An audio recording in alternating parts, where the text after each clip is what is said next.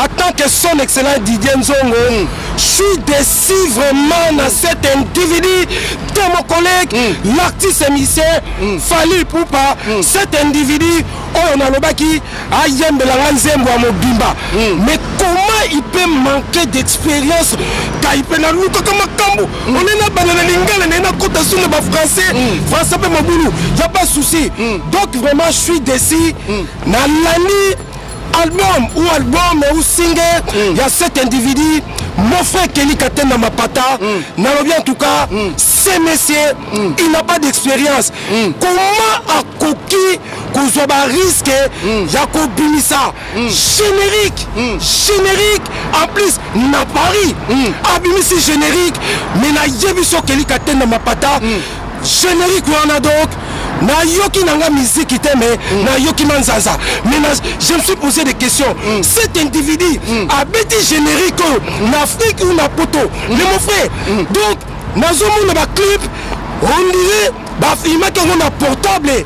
Déjà artiste baraté na luketu parce que cet individu de mon collègue l'artiste musicien Fally Ipupa toye bélier na danse toye bélier na ba clip ya qualité toye bélier na ba studio ya minene mais je suis déçu avec cet individu à saler son clip va filmer na portable oyebi ki ngamo na lobi mais c'est que ba studio na biso ya RDC et l'équipe à poto na makasi mais na landi eloko wana téléphone mon frère comment un grand bon même s'il a un individu mais ce qui te lobby na sala marche en arrière cet individu que mon collègue Fally Ipupa, c'est grand. Dans l'oiseau, c'est loco. Il faut quand même bas clip et ça là professionnel. Donc il va salir quand clip. On dirait que ça qui a un moko ya qui beaucoup individu moko a so filmé na portable. C'est déjà un échec. Sans échec, même habillement, il y a yemoko cet individu, na individu, jaba mission na e mobulu de monotonie. Monotonie, les mêmes tics, donc il y a beaucoup de Zambia Longo. À cet individu, de mon collègue, l'artiste MC, Fally Ipupa, message on a yebisa qui est, ce qui a sali en côté, je vais le finir jusqu'au bout. Toi, ce qui dit, le message on a dit. Qui est, na yebisa qui est boy, ce qui a ligne, a récupéré, pas succès na pour la cadre. Ya carrière na ye. Il faut ayem belanga zembo ya mobimba. Il faut longola molimo ya okey. Parce que cet individu de mon collègue l'artiste c'est Fally Ipupa tangu abimaka na banzembo na ya liputa il n'était pas payé. Azaki okeyete yango zena succès tangu afiba fokolo a commis okeye a commis comme na batu pamba. Troisième chose soki alingi a récupéré pas succès na qualité ya musique na ye il faut akende na cimetière a tout bela masumu ya batu nyonso yo ye azongisaki molimo et pas encore na bere na ba bêtise ou esalaki na ba risque azwaki na concert na ye abetaki na hôtel encore arena. Troisième chose il faut ayembela ngai zema mobimba en plus oyebi ke le monsieur cet individu il est mauvais. Na moni kutu petina yaba musicien on était parce que déjà né na lobaki monotonie. Il n'y a pas de cadence, même rythme, il n'y a pas de danse, il n'y a que de bruit. Donc, il y a un lobby, mais Makamunyo Soyo Kaka, Ezakaka, mon collègue, l'artiste musicien, Ferregola, Jésus de Niance, les monuments de la rumba congolaise, les rois de Kousik, Yemoutou, abaissi cet individu, équation. Dans ce qu'il dit là.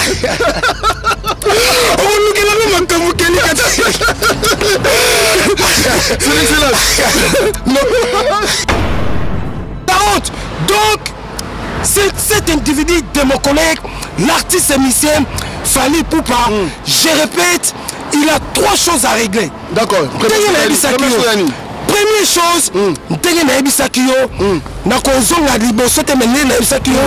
il faut ayembela ngai nzembo ya mobimba Yami Balé il faut akende na cimetière. Oh, ça na cimetière. Il faut akende na cimetière. Yo yebi cimetière to kendaka soki tolingi tokunda. Mais ye akende te pona kokunda. Akende kotubela masumu. Asani na batombe ya bato yo bakenda epai ya nkolo na bamutu makasi na ye asalaki. Parce que j'étais même avec les Ivoiriens balobi mais cet individu de ton collègue Fali Poupa disait non adoki mutu. Mais comment koyi kozanga ba qualité na ba compétence parce que ils sont tous aux acquis d'assurance à 100% que générique na téléphone et koki ko cartonné koleka acoustique ya fait rigola mais elle est qui de toutes les façons na générique déjà il a échoué donc à tikali sur la devoir moko peut-être soki alingi à rattraper à beta acoustique toi ça qui dit là voilà merci. Mais ma fanatique a fallu peut-être dans un dessus là-bas aux zones de une bonne question. Donc toute personne oya kolandanga azuma kamuna lobi mabe ayelinga ba menace pesite a considérer nga ba raison moko oza ko correspondre nanga te na ko considérer comme un individu. Il a fait outrage. La grande s'appelle du monde. L'artiste s'appelle le plus célèbre consécuté de la RDC. Le plus dangereux du monde. Son excellence Didier Nzongo, Mokonzianga, les rois de Oji Chilombo, les chefs de famille par force, le président de la Cour constitutionnelle de la famille Zongolaise Momba. Et ça outrage. Donc, outrage, Joana, tant tokokota na réunion na biso na cour constitutionnelle à famille en puis réunion ezalaka na moi te na butu donc deli wana cet individu akozala penda na tamula ite pour vivre na mokili. Toi ça qui dit là je te dis mon frère cet individu c'est fini carrière na ye esili yango nazoloba abukana te soki nga nazalaki ye na bafokolo aza nango na bandaku na mituka ateki bandaku na mituka akoma ne même diamantifère ou vendeur des voitures parce que il nous a fait la honte. Donc écoute ndenge naza na kanda na ye na ndenge moko ayokisi biso soni générique ya manzanza balati malamu te bamusicien bakonda en plus mais kelika te na mapata yo kendaka kin. Abonnez-vous, abonnez-vous, abonnez-vous, abonnez-vous, abonnez-vous sur votre chaîne YouTube Congo Puissance. Congo Puissance. Il ne faut pas oublier, abonnez-vous sur votre chaîne YouTube Congo Puissance. Congo Puissance. Oh ma bataille. Avec Kelly Katenda, ma pata. Avec Kelly Katenda, ma pata. Oh ma bataille. Nzila Zulu. Abonnez-vous sur votre chaîne YouTube Congo Puissance TV. Faya, Congo Puissance TV, abonnez-vous.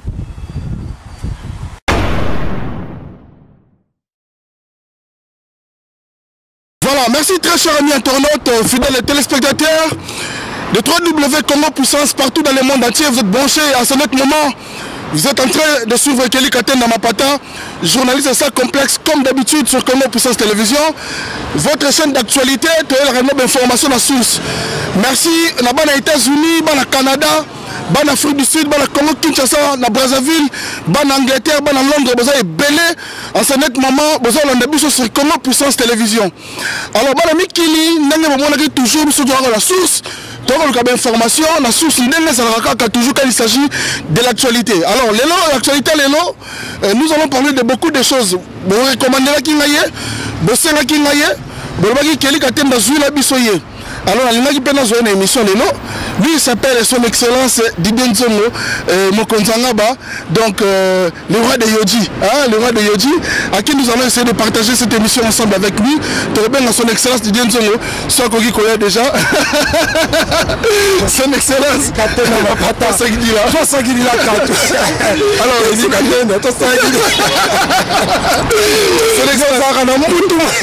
mais non, mais on a une émission déjà, ça plaisir déjà. Mais ton bagnon, c'est quand même. Non, mais parce que la joie de vivre en fait. Ouais.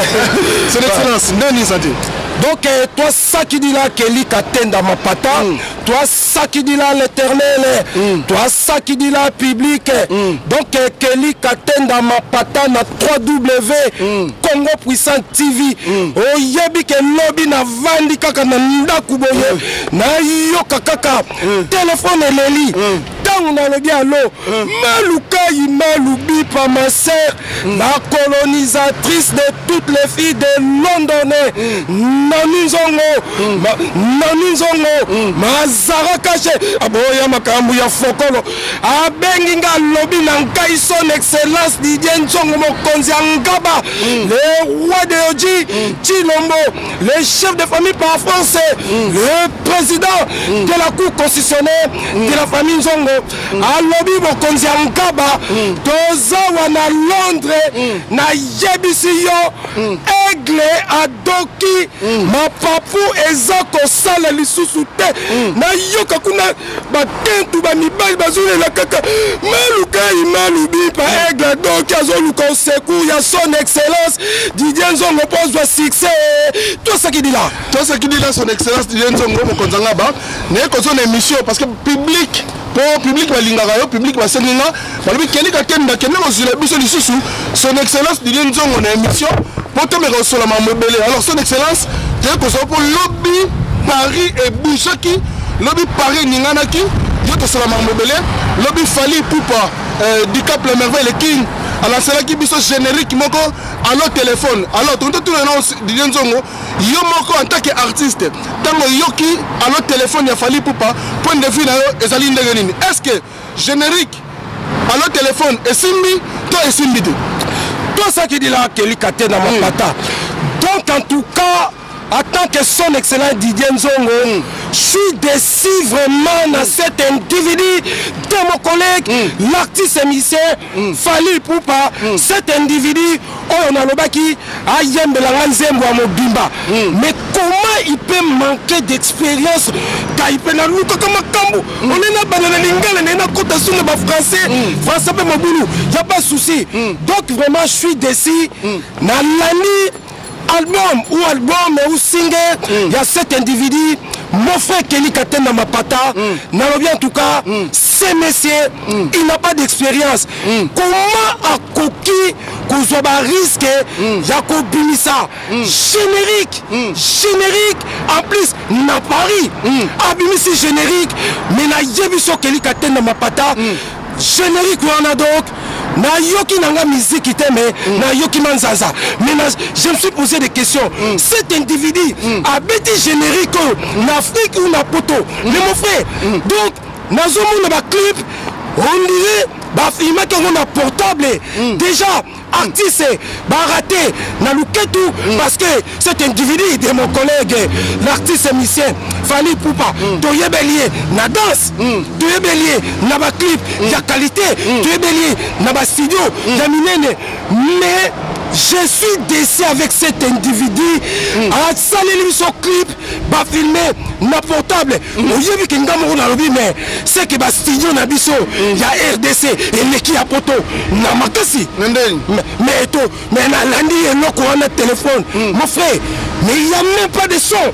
Ah bon? Même si tu mets l'écouteur, il n'y a pas de son. Il y a donc cela veut dire qu'on a que les moulaïté baraté na danse baraté na son en plus comment un grand bon même s'il a un individu mais ce qui te lobby n'a ça la marche en arrière cet individu c'est mon collègue Fali Poupa, c'est grand. Dans l'oiseau de Loko, il faut quand même un clip et ça là professionnel. Donc il va salir un clip, on dirait que ça qui a un moko ya ki bokolo, individu moko azo filmé na portable. C'est déjà un échec, sans échec, même habillement. Il y a yemoko 7 individus, 9 individus, jaba mission na ye mobulu 2 monotonie. Monotonie, les mêmes tics. Donc, nous avons dit, en Zambia Longo, à cet individu, de mon collègue, l'artiste MC, Fali Poupa, message on a yebisaki ye, ce qui a sali en côté, je vais le finir jusqu'au bout. Toi, ça qui dit. Le message on a dit, yebisaki. Mais na yebisaki ye, na yebisaki ye boy. Ce qui a ligne, a récupéré, pas succès na ye, dans le cadre. Ya carrière na ye. Il faut ayembelanga Zembo ya mobimba. Il faut longola molimo ya ogay. Parce que cet individu de mon collègue l'artiste MC Fali Poupa tangu abimaka na banzembo na ya liputa il n'était pas oublié. Azaji okeye te yango c'est un succès. Tangu azuba fokolo a commis okeye a commis comme na batu pamba. Deuxième chose, ce qui alingi a récupéré pas succès na qualité ya musique na ye, il faut akende na cimetière a tout bela masumu ya batu nyonso yo ye azongisaki molimo et pas encore na bere na ba bêtise ou ya salaki na ba risque azwaki na concert na ye abetaki na hôtel encore arena. Troisième chose, il faut ayembela ngai Zemba mobimba. En plus oyebi que le monsieur cet individu il est mauvais. Il est mauvais qu'il ait de la fata. Tant où il y a un quartier la terre. Confions cet individu de mon collègue, l'artiste MC Antoine, confions l'homme. Assez coupé sa bonne chance. Bazou sa album en mouvement, Banzé mon bango, et ça qui n'a chance. Mais il est tant où aïe, Kosala, mouvement là, a jamais coupé ça. Les individus de mes jeunes collègues artistes MC ont chance. En plus, Atie, les musiciens n'a problème. Au Yébike, Nasa n'a plainte. Il y a 10 individus, Babi son excellence, démarrer l'émission, les musiciens, il y a 7 individus de ton collègue Fali Poupa. Pourquoi? Parce que dans Bayakawa, Bissonio Sokeli Katen na Mapata, Toebaki, Bazou Sal album. Vrai faux. Vrai. Toebaki Bazou Sal album, Batou, Bapesi, musicien naye, Fokolo, Mituka, Pobabima. Qu'est-ce qui s'est passé? Il s'est passé quoi? Quand nous Azou Sala, générique naye, musicien, Pesaki, liste, Abouakaki Bango, devant musicien, mais tant wake na montage pour qui beaucoup les bima, allons-y, Bamabanga, yaba musicien. Donc cela veut dire, tu trahis tes propres musiciens. C'est qu'on y est bisanga, yo, au Pessinga Fokolo, Nazui, Ngai, na Pessi Combo, et puis il y a leader. Leader Sikoyo, Abouaki, na finalisation à l'ongoli, Libanga. Tu vois pas, tu me cherches des problèmes. As-tu un problème? As-tu un problème? Voilà. 2. Donc, na moni tu petit na yaba musicien on était. Parce que déjà né na lobaki, monotonie, il n'y a pas de cadence, même rythme, il n'y a pas de danse, il n'y a que des bruits. Donc, il y a un lobby, mais Makamunyo Soyo Kaka, Eza Kaka, mon collègue, l'artiste musicien, Ferregola, Jésus de Niance, les monuments de la rumba congolaise, les rois de Kousik, Yemoutou, Abessi, cet individu, équation. C'est ça qui dit là.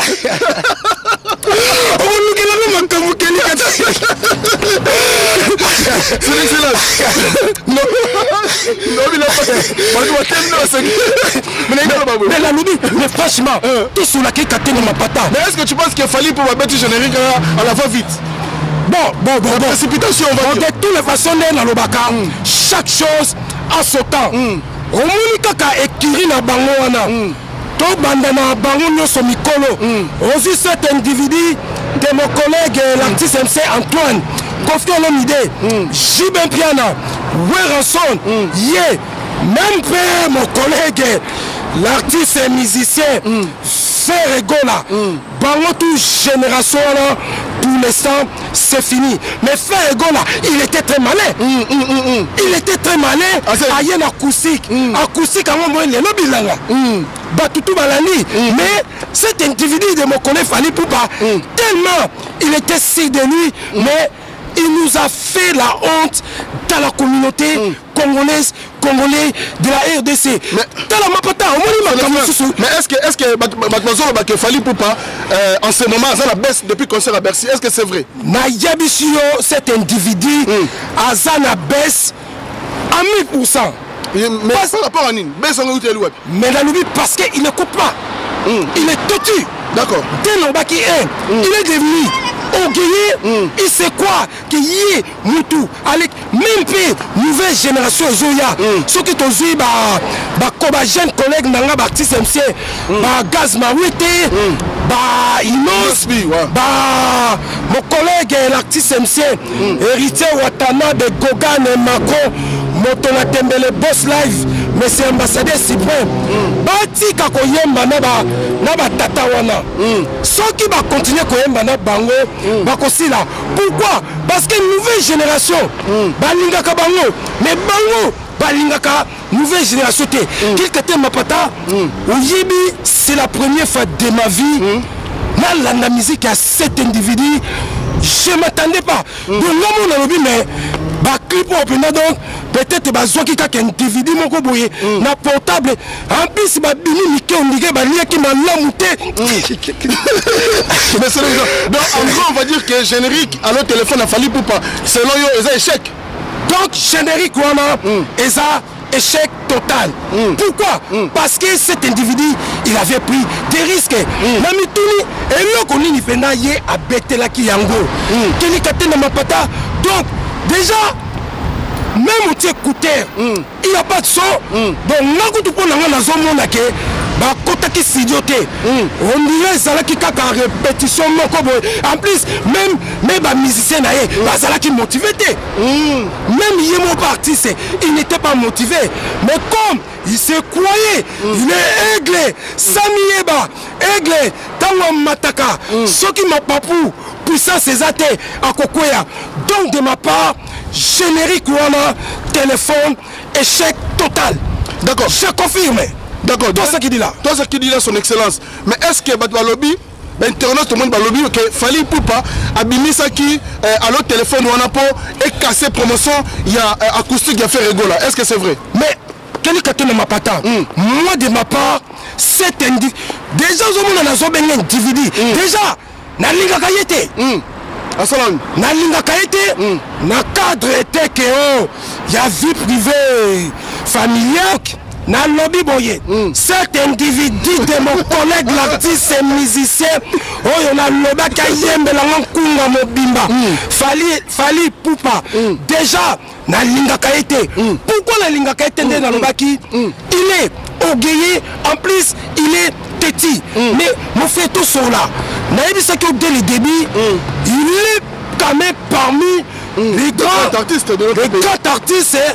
Dans notre communauté congolaise, congolais de la RDC. Si tu voulais faire un truc, prends tout le temps mon frère. Prends tout le temps. Donc, naïbité ce qui n'a histoire, il y a musique qui n'a générique ou abeti et qu'on dit qu'à la haine.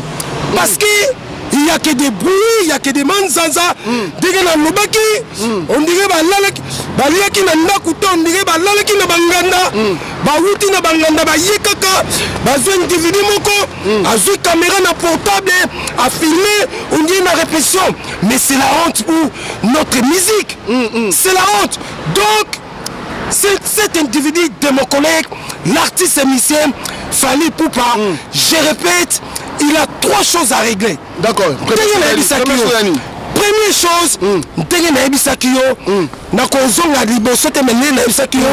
il faut Ayembe Langai, Zembo, Yamobimba. Yami Bale, il faut akende na cimetière. Oh, ça il cimetière. Il faut akende na cimetière. Yo yebi cimetière to kendaka soki to lito kunda. Mais ye akende te pona ko kunda.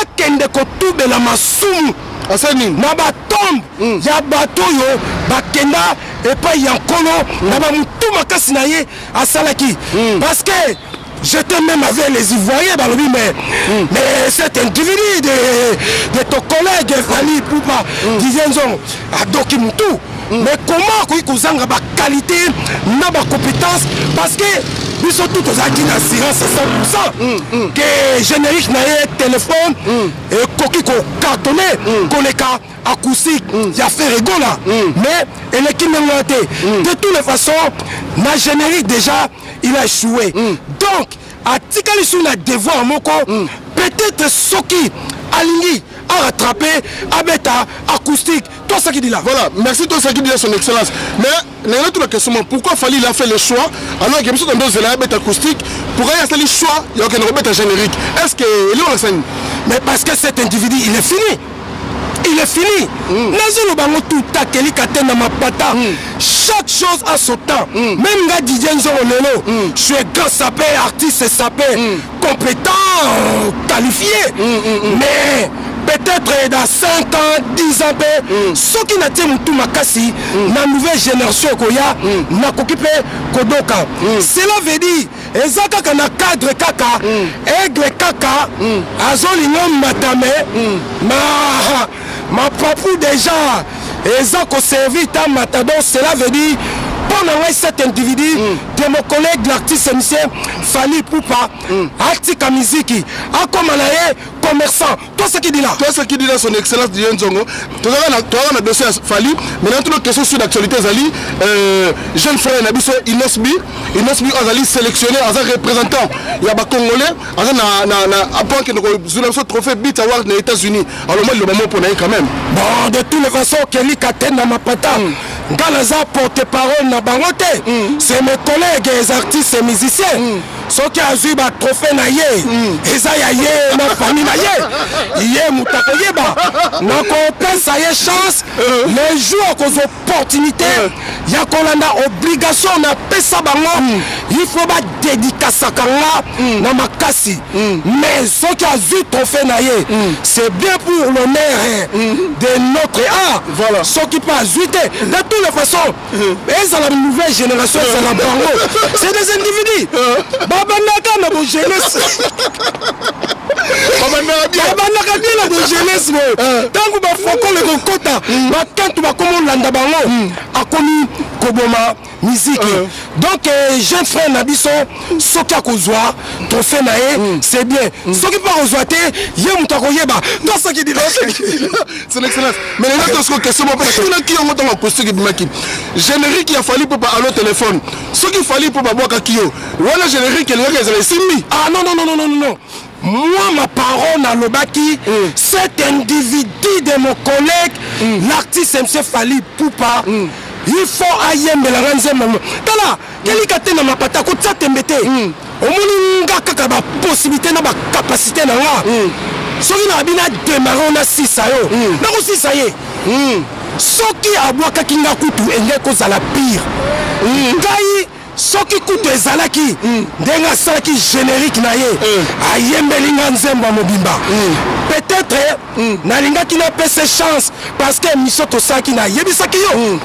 Na utaki ko renouveler biloko na simba en plus oyebi ngapi na koti na commencer na église à franc-maçonnerie na kotana ki na ye na kotana na église donc bango kutu ba doya kuna baza kutu na tinda na bango lisusu te mais parce qu'ils sont fatigués bazo banga ba gwa azo banga ba kisi azo côté mais nga Didier Nzongo naza nouveau na koti na église ya franc-maçonnerie donc naza na kasi bo jeunesse ya kosimba gwa mais pour na ko aider yango naza ko sisé mon collègue l'artiste et musicien Fali Poupa je sais que tu es un individu bonsoir quand un individu m'a bêté le public na yo parmi ba proche bon individu m'a bêté pour ma camo nazo ba tout temps nazo démarrer na cadre ya art des fois qu'on a la caca, ce qui n'a côté, na vie privée na yé, vie familiale na yé, aussi longtemps, na sokota, na vie privée na été, vie familiale na été, vie kelika tanda na yebaka français vie privée na été na vie privée na été et ça na cadre ya je te dis mon frère cet individu c'est fini carrière na ye esili yango nazoloba abukana te soki nga nazalaki ye na bafokolo aza nango na bandaku na mituka ateki bandaku na mituka akoma ne même diamantifère ou vendeur de voitures parce que il nous a fait la honte donc kutu ndenge naza na kanda na ye na ndenge moko ayokisi biso soni générique ya manzanza balati malamu te bamusicien bakonda en plus mais kelika te na mapata yo kendaka kin totalaka baclip meme ya bacollègue na ngai baartiste et musicien tomonaka baclip okomona bazwi likolo bazwi mais tosolako donc clip. Donc, il n'y a même pas des effets spéciaux. La qualité, il y a artiste. Il n'y a même pas. Donc, on va aller sur playback. Mais, et ça playback. Et ça playback, il y a ma pata. Donc, na honte à Salibisoana, Ngana Yebaki, Yamuna Zako insisté, et Zakaka trois choses. Wana. Akende na cimetière. Nazo Yebiso parce que je sais. Je sais qu'il y a pas que cimetière, il y a comme ça dans cimetière de musique. Na lobby na yo akende na cimetière, akende ko bimisa, o eza kati na ye. Na bere, ba mabe, na ba mutu makasi, oyo asalaki. Wana deuxième chose, il faut ayembela nzemba mobimba. Troisième chose, atika orgueil. D'accord. L'orgueil ça paye pas. Quand Wabaneki na balbon mais ya liputa. Il était aimé parce qu'il n'était pas orgueillé.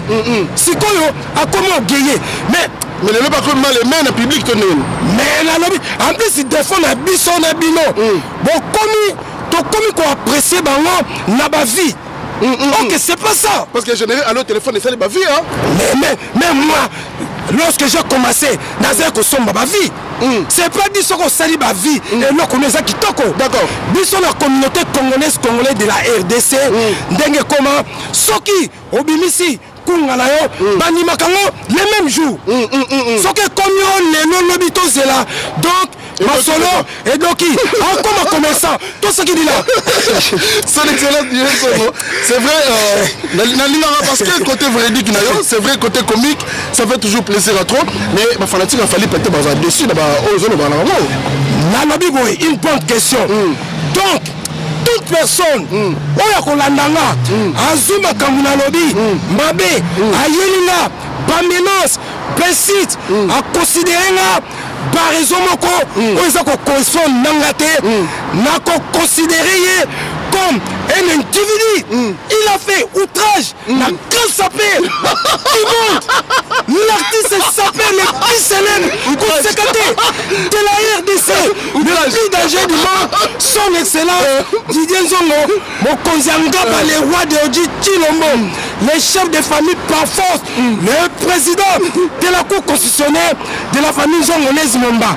Et ça outrage. Donc, outrage, Joana, tant tokokota na réunion na biso na Cour constitutionnelle à famille Zong, et puis réunion ezalaka na moi te na butu.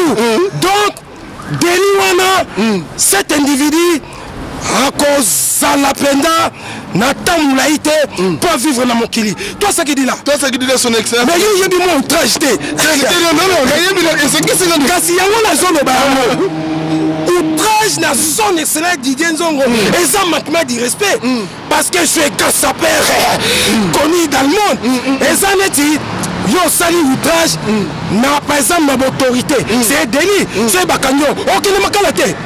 Toi ça qui dit là. Toi ça qui dit là. Son excellence le vol au bec au ministère va mo ya bien les na tout no pe na moi question il y a d'actualité l'équipe lelo pour na Dirkam na biso Vital Kamerhe. Donc baka kelien mano n'habite son excellence par rapport à procès 100 jours procès Vital Kamerhe au manini na l'équipe lelo. Donc Nazonga vraiment n'a pas si beaucoup de débats. Toi ça qui dit là d'abord pas nos juges mais dans notre justice congolaise congolais de la RDC. tout ça comme interview moko otunanga question ya monsieur Kamere na ebisio o elekela ki na présidence ou Bamakamba Kangela qui est délit ou détournement de fonds ou qu'on toucher l'argent public à peuple congolais congolais de la RDC quand a habité. Nalobaki tout que la juge basala musala. Lelo ba juge bazu décision. Donc les messieurs avec ces troupes bassimé par responsabilité na bango. Pourquoi bassimé par responsabilité na bango? Pour épée ça, ba autorité na biso mususu batikali mayele parce que bazana musala ya nation pour na servir peuple. Pourquoi? Et déjà bazaka na ba bon salaire, bazaka na ba voiture, ya ba fonction, bazaka ba prime d'activité. Donc tant où yo touché l'argent public, l'argent contribuable, il y a peuple congolais de la RDC, où est belé, bazangi misala, où est belé, bazoula na ba balabala, où est belé, bazo souffri, bino, boza, na ba salaire bien, ba voiture fonction, bo touchaka ba somme minene. Donc, assigné ba responsabilité na ye. Donc, bravo la justice congolaise, congolais de la RDC. Vive les droits des droits. Toi, ça qui dit là. Voilà, donc, son excellence du Yenzongo, on peut dire aujourd'hui, dans OLEKI, la procès Kamere, que l'état des droits existe maintenant. Mais c'est ça qu'on voulait des années. Quel est le cas mapata? On voulait qu'on serve une nation et ça c'était pour un mensonge, pescoquerie, qu'on touchait l'argent. Mais nous avons l'argent public. Donc cela veut dire, et ça y a Yanga. C'est pour tout le monde. Donc, même la dizaine de bango, un jour, ceux qui nous ont sala, n'a commis fonctionnaire, na RDC, peine ébike, n'a kokoma. Ceux qui n'ont touché l'argent public, il y a peuple congolais, n'a yébike, un jour, n'a causé en fonction. Parce que n'a n'a potoa, n'a réfugié, n'a pas français, n'a juste na date de séjour de 10 ans, donc n'a ressortissant congolais, donc résident congolais qui réside à France. Lelo, ce que c'est une zone dans le pays. Nakozonga, mais nakozonga te pour la nakaba konzi sima. Nakozonga te pour la zabisenga senga. Nakozonga pour la musala. Ndenge tango konzamboka azwaka pouvoir le baki tous les ressortissants congolais de la RDC. Oyo alingi mboka na ye azonga na pays mais zate kozonga to kozonga na pays poto landaka ba konzi ozonga sokoza la connaissance à likambi yosko connaissance ya nini ça va faire ça. Non, mais moi, Didienzo, déjà, Naza diplômé, Namboko, Naza magasinier. Voilà. Magasinier, c'est quoi? Cela veut dire que Didienzo, Nakoy Kosala, l'aéroport international, Yanjili, Nakoy Kosala, Napo, Yaboma. Parce que Naza Moutiaba, réception, Nako réceptionner marchandises, Nakoki Kosala, comptoir, voilà. Mais, Nakoy stocker, déstocker. Mais, souci n'a kutu même na zone na pays avant nos musala il faut les canabates na ba formation mais oui parce que il y a nos compatriotes au bazaka na RDC ba ya ba mbokote ba puni des années pour mokawana et vanda ba travers des années pour même état de droit oyo ekota et bon ka ngai na Didienzongo na wutika ka ba poto to na za na relation na ba konzi na za boye ba pesa musala. Ça se passe pas comme ça. Ça se passe pas comme ça. C'est pour ces occasions, il faut qu'on privilégie Moussala, nos compatriotes, Bazana RDC, que qu'on favorise, Bissoma tout en route, toi ça qui dit là. Toi ça qui dit là, son excellence de Yenzongo. Et là on se fait là parce qu'avec Yo, tu touches un peu, c'est juste tout au solo là. Parce que Yenzongo, le nom de l'île s'appelle exceptionnel, qui parle de la politique, qui parle de la musique, qui parle de la mais c'est pour ça que Moutounyoso a causé la outrage. La grâce s'appelle Net Didienzongo. C'est un délit. Son excellence, Didienzongo. Mais Maramasa, pour tirer le bélato, tout ça là. Non, mais je suis grâce à paix compétent. Ah, naza la nouvelle collection. Naza même na masque nangai. Yo, monaki. Masque yango tala. Ezabolo kusawacha na biso. Ya Yuji. Ya Yuji. Masque. Donc na kolata yango même temps to aussi sa masque ya Yuji. Mais c'est pas du masque ya Yojo yo. Na zwango neti exceptionnel. Voilà. Déjà kutu masque yo. Na sombaki yango te. Ba pesa ki biso na boutique à tant que ba client fidèle, voilà. Mais c'est pas dire que tellement masque yo et ça yo dit namo na mutu mususu alati masque na normal pamba non je sapé qualifié compétent mais naza artiste na lingaka susu koneka pona makambu ya bilamba te na ko peso exemple voilà lelo wa disait on a leki chemise aux nouvelle collection d'après ta été nouvelle collection lelo na koleka beta tolo nganga disait chemise oyo na somme yango 1000 €, 2000 €, 3000 € aussi longtemps. Mes frères, c'est les amis, tes proches, on va en RDC, à 5 ans même, même sous $20. Nazako sa boba mensonge, na kotina lelo, lobby, na tina kate. Si comme mona, en pleine émission, na zone laksa, na auto samba chemise 1000 €, na zone laksa ba fokolo. Donc cela veut dire, tu manques de respect, et ça outrage, na peuple congolais, de la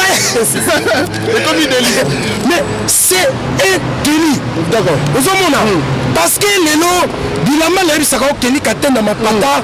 On est là ça na bilamba et si na sala. Aujourd'hui je suis là juste pour passer un message. Et là on a l'ingénieur pas là yo, à niveau qui ça pour votre clôture en WhatsApp. Au biso que na Congo, à toke na maluku, okuti ba sapé maluku ba yebi didenzongo. Mais kaina na kasumbalé so okuti ba sapé na kola ba yebi didenzongo. Mais ça sapé musu na Paris wa. Na château na yebiso keli katenda mapata basija sapo kuna lingango souvent omoni na sap na lobaka yango moi je suis le numéro 1 voilà na yebiso que émission moto ça na bi tous les individus wana ba bomani na bandako tant kaka confiné ko sia ko confiné okomona ba kobima okomona nde bazobima mais moi je suis pas comme ça naza na nouvelle collection mais c'est pas vraiment mon sujet voilà. Mais attends mais nazo bango toute personne oyo akotia tembe na Didier Nzongo quel que soit mon mobilamba quel que soit na besite na ebiso kekate na mapata c'est un outrage na grand sapé. Ceux qui t'ont vendu l'Union à coup constitutionnel, la famille, de toutes les façons, là, mon président. Aujourd'hui, va réunir à coup constitutionnel, la famille, de Carotte. Non, mais si, métier, n'a pas balé. Voilà, on peut ça, mais pas n'a pas balé. Mais tout le monde a posé comme ça, il est non, il y a bien ce que ça va plus. Na lobby na yo, mais la lobby, il y a coup constitutionnel, Zanine. C'est au sommet de la justice partout dans le monde. D'accord. Donc, Dinga Didier Nzongo, Naza président, il y a coup constitutionnel. Même Yossé Batio comme un président coup constitutionnel famille Nabino. Comme Megate. Son excellence. Non. Bon, bref. Mais est-ce que tu as une question d'actualité? Ezali Koya. Didier Nzongo, tu vas un événement Ezali Koya l'année prochaine 2021, le 13 février 2021, le grand concert de Koffi Olomide à l'hôtel, à Arena, à la Défense. Le grand concert de Koffi Olomide. Alors, Didier Nzongo, au cours de Nini, pour l'événement de Koffi Olomide. Une bonne question. Et donc, on a cet individu de mon collègue, l'artiste et musicien Antoine Koffi Olomide. Toujours nous là, nous avons fiche. Si vraiment il va jouer, il faut que l'artiste il soit très malin et très intelligent. Sage aussi. Sage. Après ça, peuple congolaise, pardon, peuple congolais de la RDC, na peuple nous sommes monde, message qui toko. Voilà. Mais ceux qui va y car na batembe na bango ba yaka na wana, ya ba mutu maka. Parce que peuple pas koloba, conseil beta maté. Mais na mutu maka na bango, à côté qui te dit conseil beta ma. Et koya ko koma ndenge cet individu de mon collègue l'artiste Michel Fali Poupa succès sili parce que ayokaki population te kelika te mapata limsa na biso no moko omoni ata ba compatriotes na biso yo to bengaka ba combattant quel que soit kobunga quel que soit makambo basalaka mutu na mtoza mipini na ye bazaka ka bande kona biso le musupe bazaka na raison donc pour la kene mulaite Koffi Olomide vraiment il faut appeler sa biso message mal message mal la mo ezanini bande konanga ngai na yebi musa mususu te na betaka miziki nazande kona bino mais aloba bango nazande kona bino soki miziki na biso lelo zo bete pana na bamboka ba pete kiti na biso ekobeba na muke na ya mingi on a kozwa même 5% 10% pour aider les enfants de la rue on appelle ça même na ba association moko boye peut-être ko yokate ana lisolo mais est-ce que Koffi Olomide a fait la procédure au Fali Poupa qui n'a pas nalobi na yo soki asali procédure au cet individu mon collègue l'artiste Fali Poupa sali ako se retrouver na ba charge ya zui concert pelé mususu ekobetama mais akozwa ba problème ou pe ekobetama te omoni lelo cet individu de mon collègue mais nalobi nani ya satandaka aigle oh batutu bazobenga aigle mais lelo aigle aza kokoka kopumbwa te cela veut dire il y a quelque chose mais j'insiste il faut akende na cimetière soki akende na cimetière te na yebisi yo parce que nga déjà cour constitutionnel na ngai pe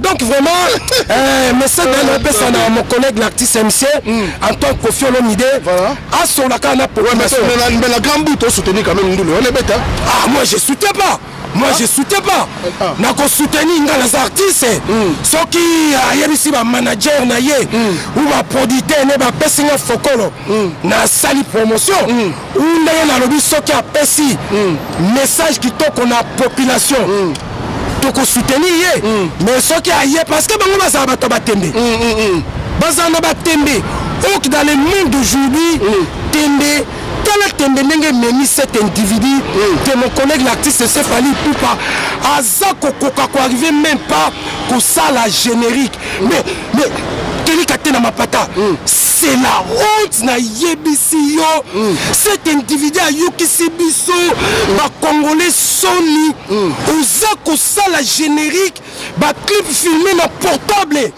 ça se fait pas ba musicien ba bimi mike on dirait ba lia comme un mouté ba letu on dirait ba bengona ki bango na ba là vous exagérez le niveau Fali Poupa ça clip ba filmé en portable était quand même ndenge na isa kiyo chaque chose à son temps cet individu ça c'est le temps de la fin c'est la fin exemple yango nazoloba nouvelle génération botika koyemba na bato wana bino bolingaka bango mais bango balingaka bino te chaque chose même mon collègue l'artiste MC cet individu Antoine Koffi Olomide akobeta na arena na défense même VP normalement pe asila na ye derrière les gars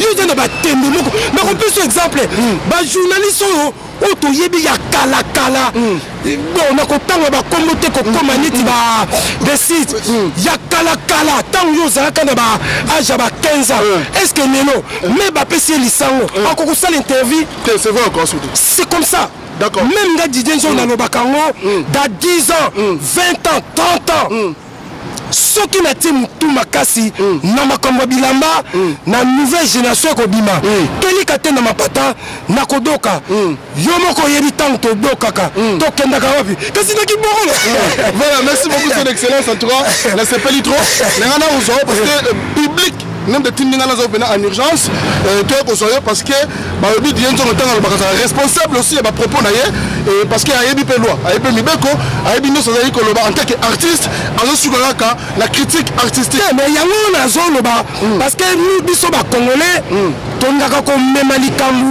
Likambu place, c'est toute sa place tout ça. Voilà. Dans le monde entier, Didier Nzongo, c'est un artiste. Mais ma mission na soutenaka. Na yebi sabango, je vous soutiens parce que toujours travail 50-50, conduite nabino et nos bosso et zala bien. Soko bungi. Na solution na nzela, na démarrer. Voilà. Donc nous retomini yango mais donde na za kilikate na mafuta. Naza na souci moko.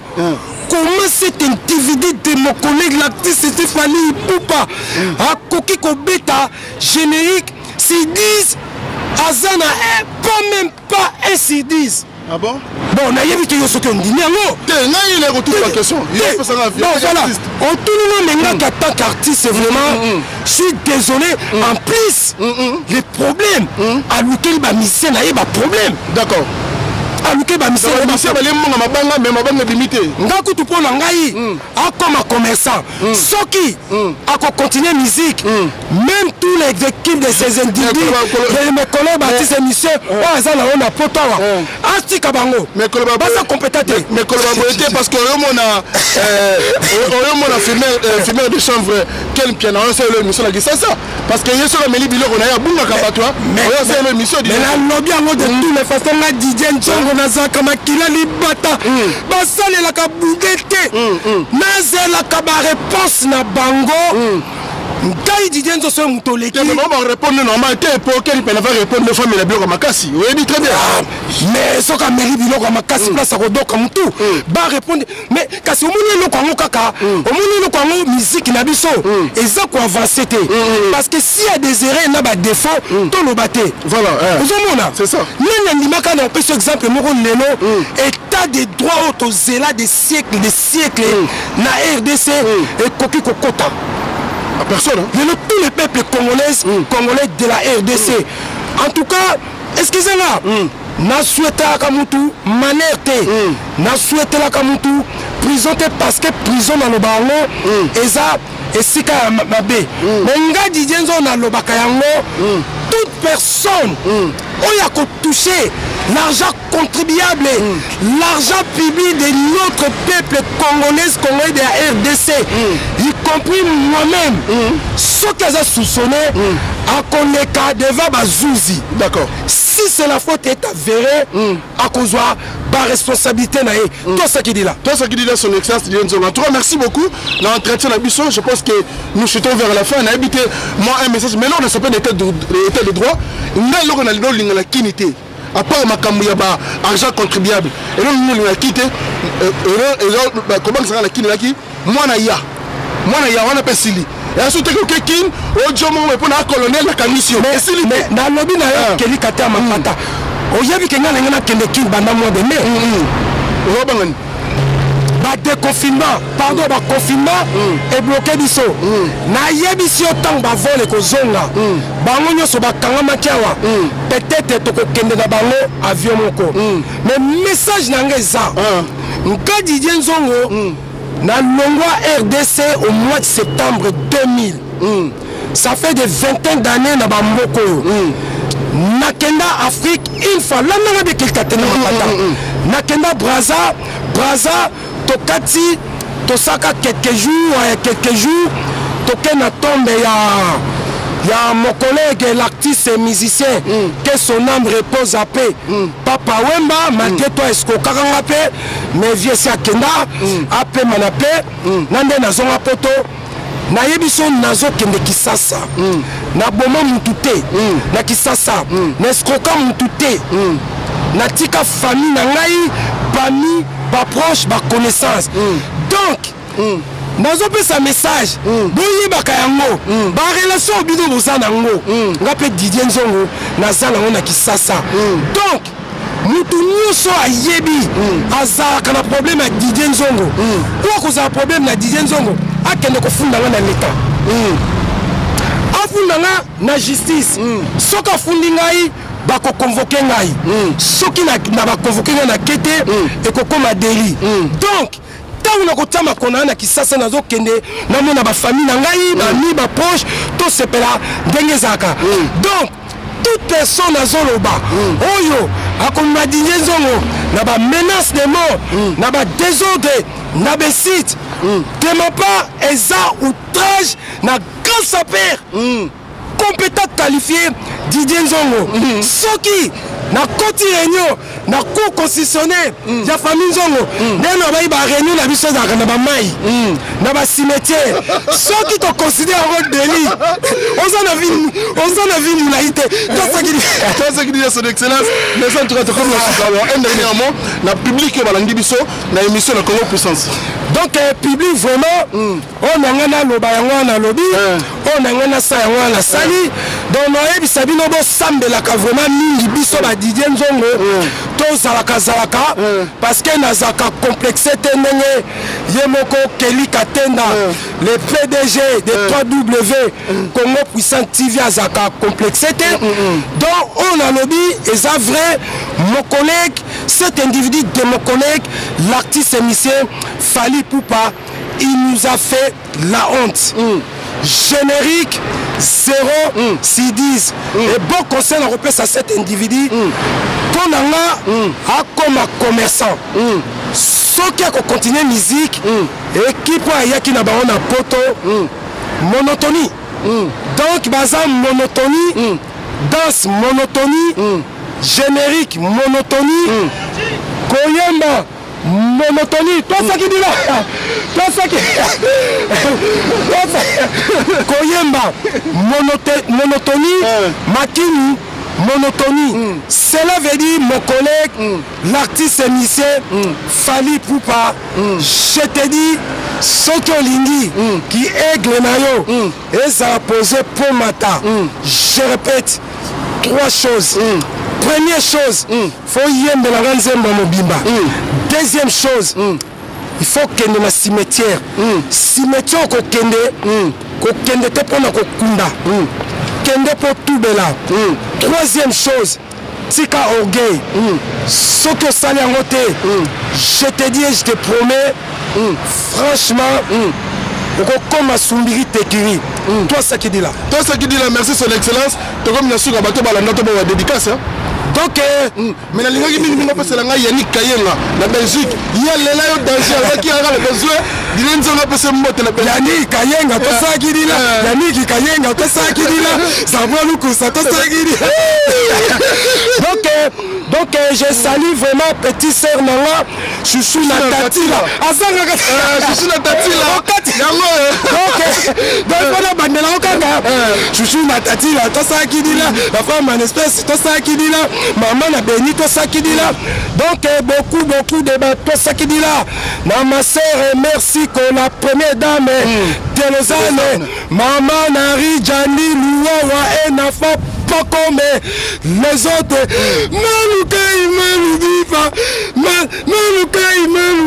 Ma soeur na Londres. Abenga lobi son excellent Didier Nzongo. Téléphone les autres sans la tête. Donc on a lobi à l'eau. Et glaçon matin. Mais coquette. En quoi la colonisatrice de toutes les femmes de Londres.